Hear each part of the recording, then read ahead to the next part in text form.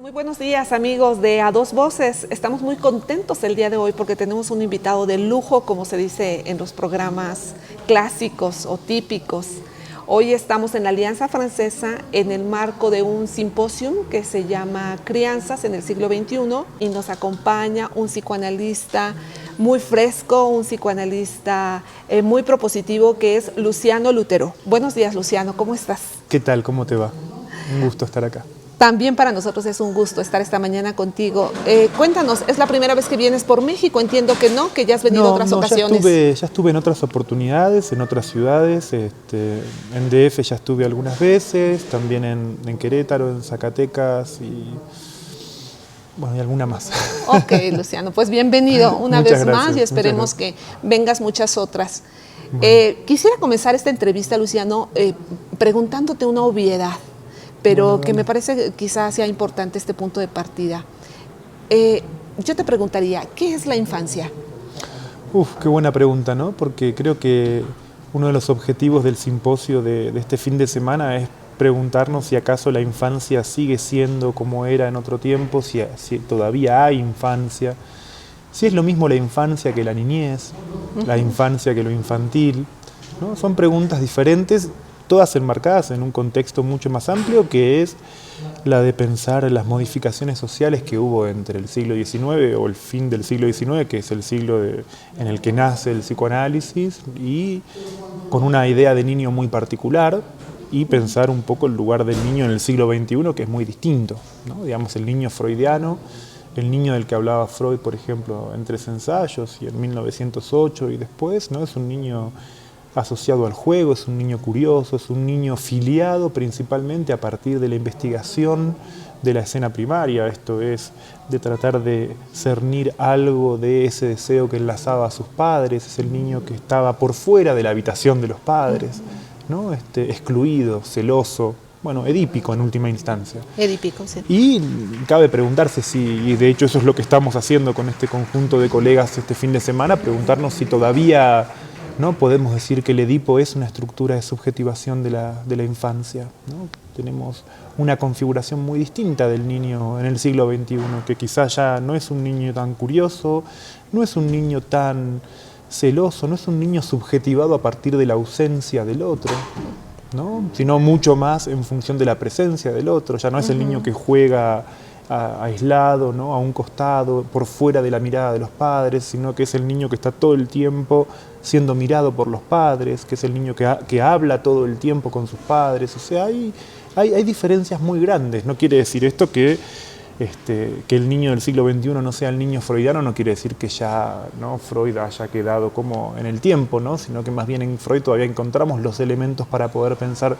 las coordenadas de este nuevo siglo. Pero sin duda hay cosas que cambiaron mucho, ¿no? Sí, en esas coordenadas de pronto surgen muchas categorías, ¿no? Ahorita que hablabas de esta sobrepresencia de los padres, que desde luego toca los dos extremos, ¿no? Una sobrepresencia o una ausencia. Hay una categoría por ahí, por ejemplo, que escuché el otro día, que hablan de hijos huérfanos con padres.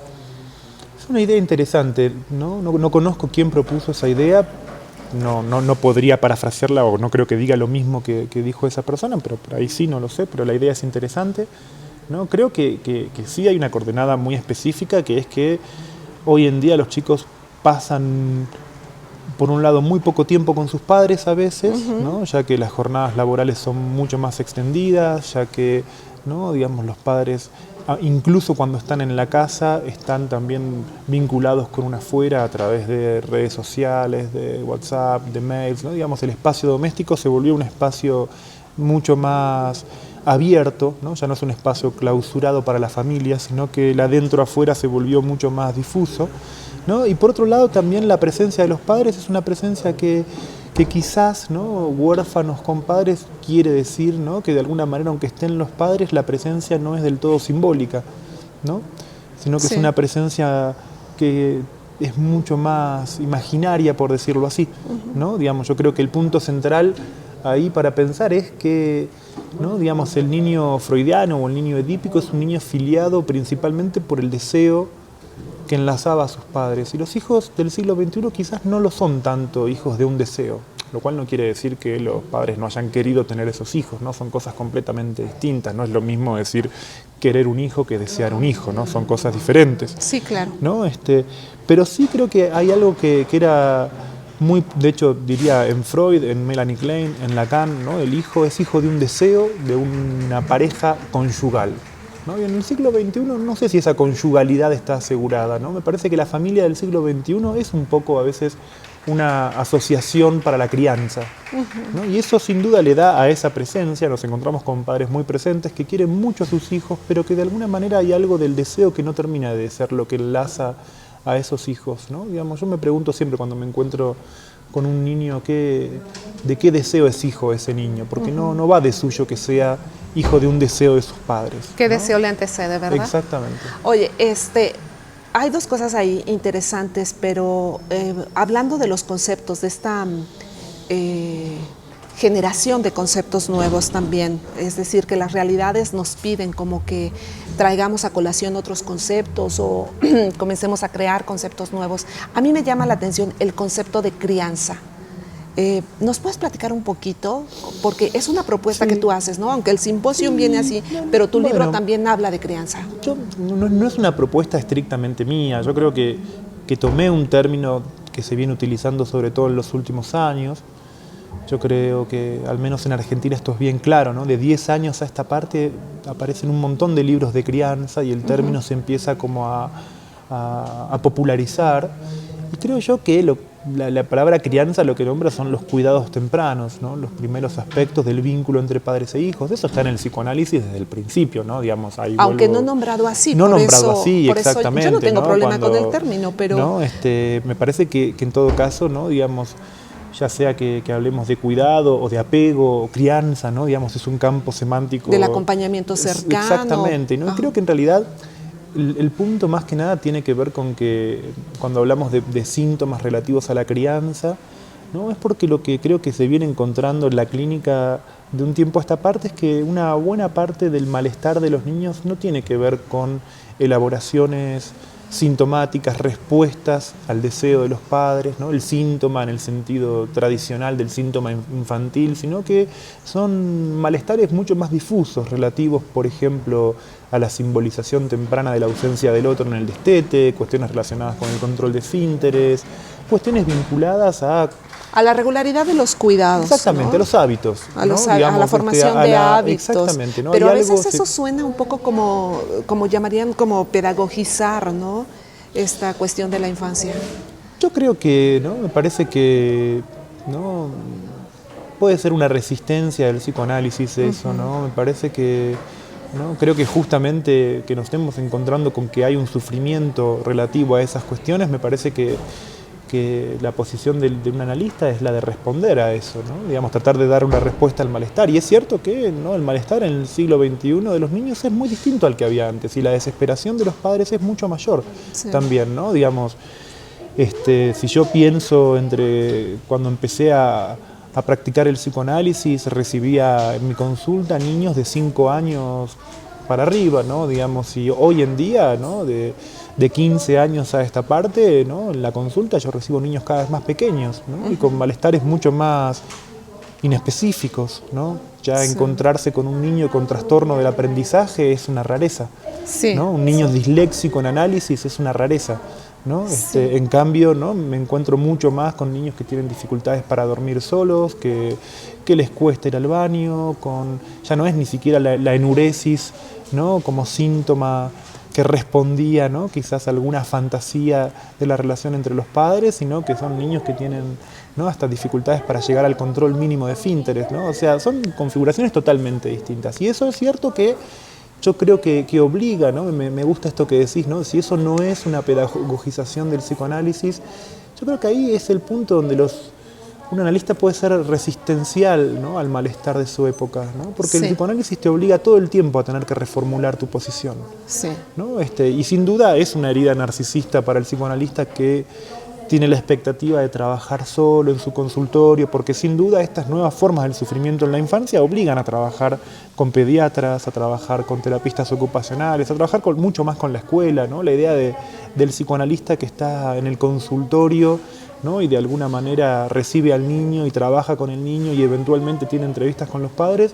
es una idea que para las formas de sufrimiento actual de la infancia, ¿no?, digamos, no funciona demasiado, ¿no? Yo creo que hay un psicoanálisis que necesita un tipo de intervención mucho más colectiva, mucho más flexible, extramuros, ¿no?, por decirlo así, ¿no? Sí, justo, porque yo creo que el malestar de estas épocas, las circunstancias que estamos viviendo, tienen una palabra clave que tú has mencionado, si mal no ubico en este momento, en 2 ocasiones, que tiene que ver con la difusión, con la fusión, con esta cosa de las fronteras y de los límites, donde sí quedan claros, donde es necesario romperlos y salir, por ejemplo. Sí, hay un tema que es en general, yo creo que es como la clave del malestar del siglo XXI, que es, ¿no?, la simbolización de la ausencia del otro, ¿no? Poder estar, ¿no?, digamos, contar con la ausencia del otro, poder representar a su ausencia. Le pasa a los niños, pero también le pasa a esos adultos que, por ejemplo,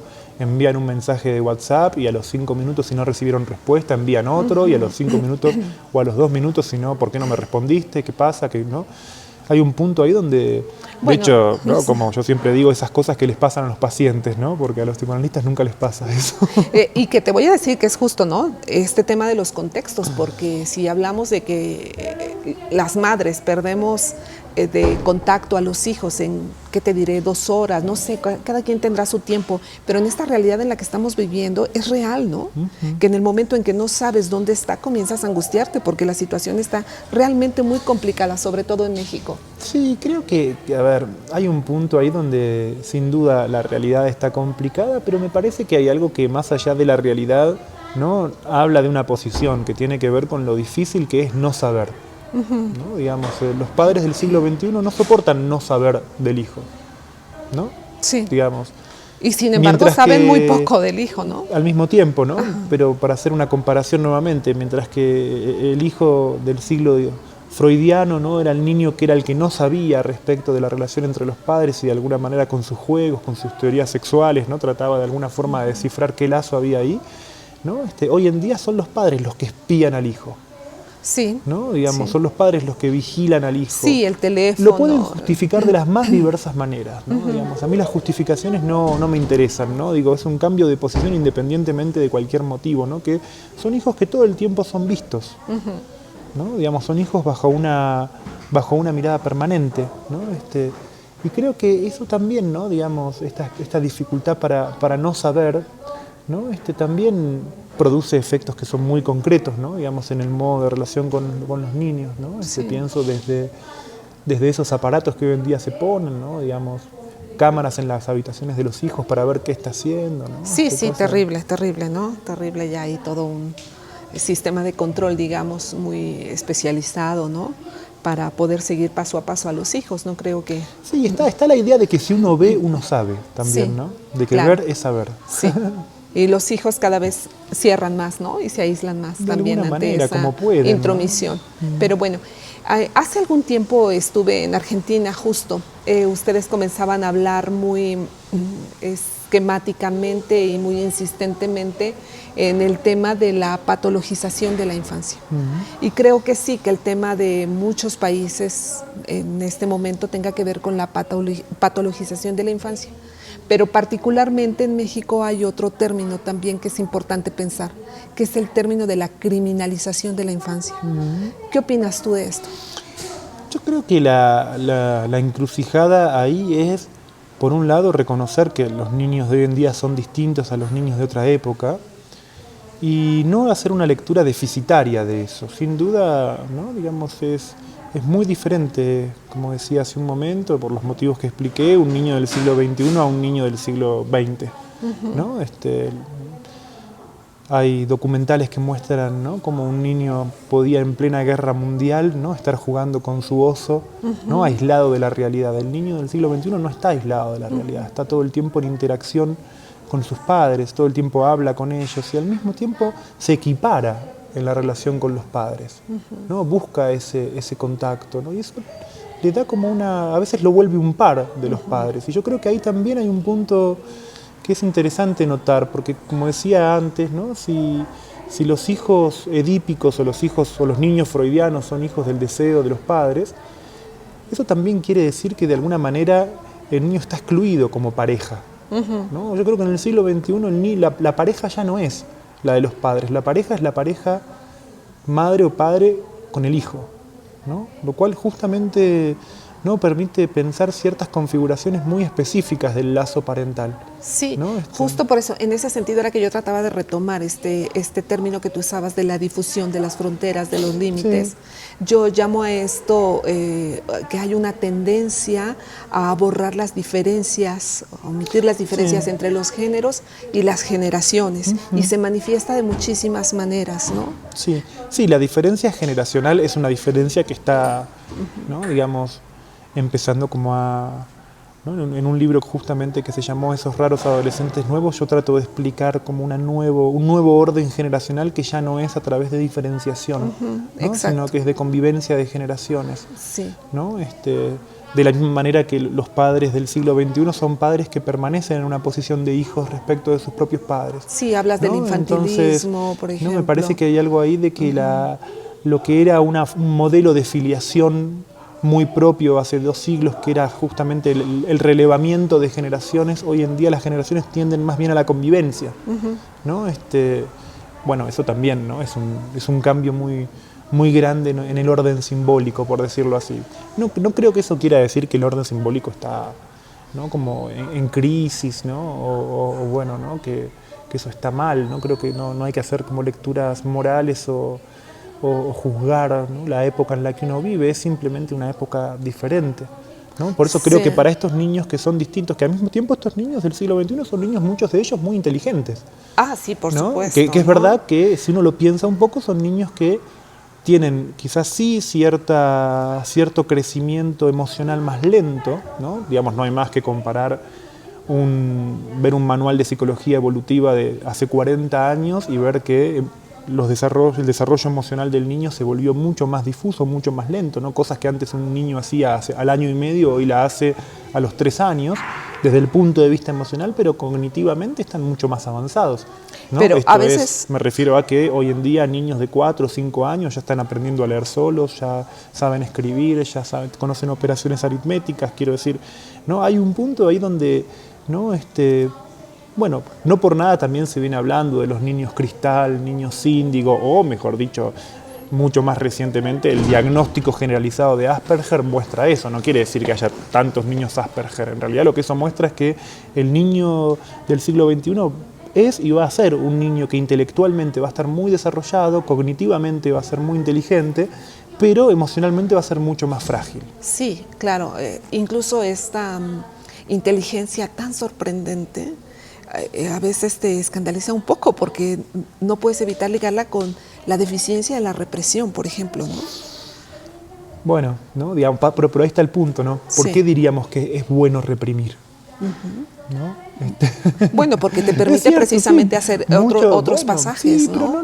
Pero queda así un poco. Creo que el problema ahí está en creer que, ¿no?, así como hace 40 años se pensaba que el tratamiento para un psicótico consistía en neurotizarlo, ¿no? Digamos, la pregunta clínica hoy en día con los niños es si a estos niños del siglo XXI, que no son niños freudianos, ¿no?, la solución sería entonces edipizarlos, ¿no? Digamos, yo no estoy tan seguro de eso, me lo planteo como una pregunta, creo que igualmente esto es algo que estamos empezando a ver ahora y creo que con los años vamos a verlo. Creo que sí es importante como evitar una lectura deficitaria, y ahí en todo caso, ¿no?, donde puede aparecer algo un poco pedagógico u ortopédico es en creer que hay que ponerle a este niño algo que no tiene, ¿no? Yo no creo en ese sentido en las lecturas como valorativas, ¿no?, como de creer que ser neurótico sea mejor que ser psicótico, que ser edípico sea mejor que no serlo, ¿no? Porque son modelos de subjetividad distintas, ¿no? Yo creo que en todo caso la apuesta del psicoanalista es tratar de cómo encontrar una forma de tratamiento para el malestar que toda subjetividad implica. Sí, y hay que acompañar, por supuesto, y hay que estar ahí, ¿no? Viendo precisamente los procesos.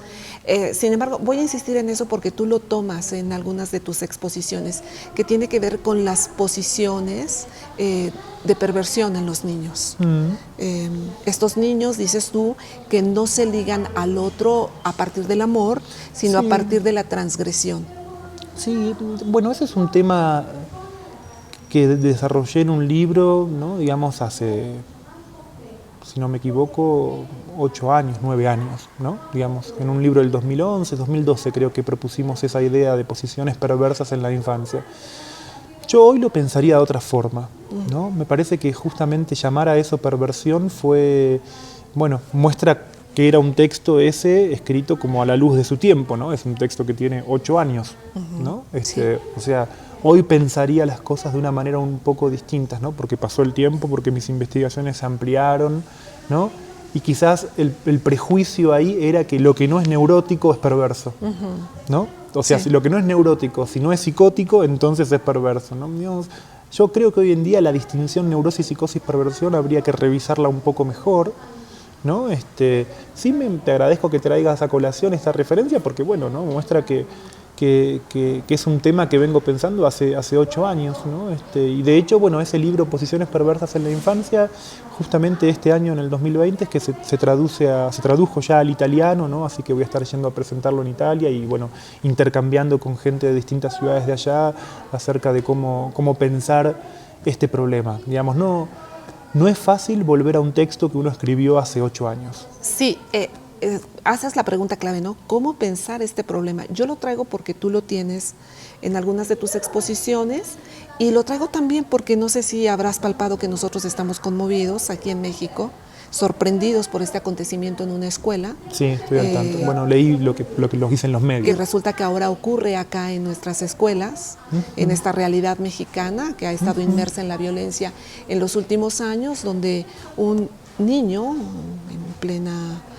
pubertad, ¿no? Toma un arma y ya sabes lo que ocurrió. Entonces, sí. También en Argentina tenemos casos de este estilo, ¿no? No creo que sea algo propio de Estados Unidos, de México, sino creo que es una realidad a nivel mundial, que tiene que ver justamente con lo que vos decías de la represión y con lo que yo mencionaba a propósito de la crisis del niño freudiano, porque en última instancia el niño que no atraviesa el Edipo y que no se forma a partir de la represión, ¿no? Digamos, es un niño que tiene dificultad, por decirlo así, con los diques psíquicos, ¿no? Con la vergüenza, con el pudor, con el asco, la inhibición, ¿no? Entonces es cierto, ¿no? Digamos, puede pasar al acto fácilmente. Ahora, el punto es cómo pensar una clínica, ¿no? Que encuentre que los diques psíquicos, ¿no? O sea, las formaciones reactivas o las inhibiciones no se consoliden sin por eso creer que habría que, ¿no? Como crear, nos lleva en todo caso, lo diría de esta manera, a tener que pensar cómo es una clínica de la relación con el otro, pero ya no con el otro primario, con el otro con mayúsculas si querés, sino como es una clínica del niño y el semejante, que yo creo que es una de las fuentes más fuertes de impacto en este cambio de subjetividad, porque en muchos casos de los niños actuales lo que uno encuentra es que lo que más les cuesta es estar con otros niños, ¿no? Sí, les cuesta jugar con otros, les cuesta reconocerse en otro niño, ¿no? Les resulta más fácil la interacción con un adulto a interactuar con otro niño. Sí, ha desaparecido el juego prácticamente. ¿No? El juego de pares, ¿no? Sí, así es. Y bueno, este simposio es precisamente para proponer pensar una clínica. ¿A qué arriban con este encuentro? Y arribamos a preguntas, problemas, inquietudes, respuestas, más que esbozos de respuestas, no estoy seguro. Creo que más bien nos encontramos con la necesidad de tener que repensar algunas cuestiones. Pero yo creo mucho más en las preguntas que en las respuestas. Me parece que lo más interesante que estamos encontrando es, ¿no? Ya sea en los trabajos que también se están presentando acerca de las nuevas maternidades, también a propósito del lugar del padre, ¿no? Que no es lo mismo decir que el padre hoy en día no está, a pensar que hay formas de paternidad distintas, ¿no? Me parece que el objetivo principal de este simposio viene siendo el de diversificar, ¿no? El de mostrar matices, ¿no? El de tratar de, si bien partimos de un esquematismo que ubica la diferencia entre el siglo XIX y el siglo XXI, ese esquematismo inicial, esa oposición esquemática, ¿no? Tiene que encontrar en un segundo momento la construcción de un montón de matices. Sí, ¿No? sí. Digamos, y ahí en los matices es que empezamos. Yo creo que lo más valioso que tiene este tipo de encuentros es que todos nos sentimos interpelados, nos sentimos desafiados y nos damos cuenta de cuántos prejuicios tenemos. Sí, y nos atrevemos a ir nombrando algunas cosas, ¿no? Exacto. Apenas que van apareciendo. Exactamente. Como esto, me parece interesante esto que dices, no es que los padres no estén, sino que están de diferentes maneras, ¿no? No es que la familia no esté, pero sí funciona de una manera muy distinta a la que funciona con nosotros, ¿no? Y traerá sus efectos y seguiremos leyendo sus efectos y seguiremos preguntándonos e ilustrándonos al respecto. Muy bien. Te agradecemos mucho, Luciano. Creo que ha sido una vos. muy buena experiencia platicar contigo y trataremos de que esto pues llegue a más personas que pueda ilustrar también. Muchas gracias. Un gusto. Gracias.